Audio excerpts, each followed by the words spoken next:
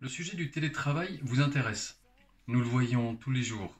Le nombre de visites sur le site internet télétravail-conseil.fr est en forte augmentation.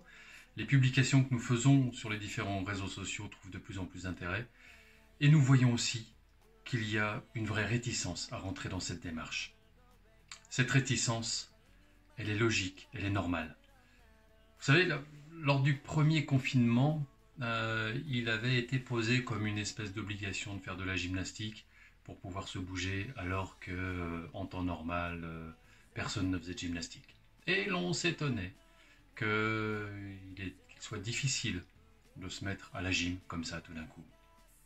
Télétravail, c'est à peu près pareil. Comment s'étonner de ne pas arriver à mettre en place en ce moment une organisation radicalement différente qui demande de la réflexion, de la concertation, du volontariat, alors que tout autour de nous génère de la contrainte, de l'urgence, de la réponse immédiate.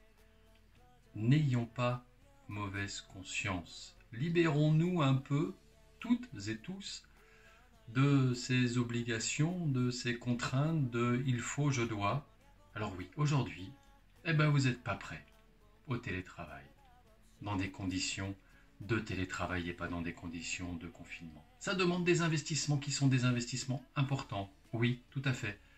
L'entreprise va devoir prendre en charge la globalité des frais liés au télétravail. L'entreprise va devoir fournir à chaque collaborateur, chaque collaboratrice, l'ordinateur sur lequel il ou elle va travailler de son domicile ou d'un espace de coworking. C'est une obligation, il n'y a pas le choix.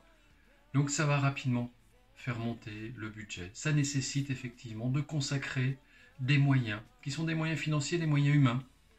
Alors si aujourd'hui, si vous avez l'intime conviction encore que ce télétravail ne va être que de courte durée, vous avez le droit de penser ça.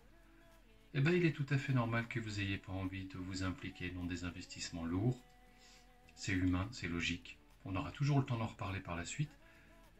À tête reposée, une fois que nous ne serons plus dans cette contrainte de confinement et que réinventer un nouveau modèle de relation au travail pourra se faire de manière beaucoup plus sereine. Bonne journée, à très vite. 무뎌져 버린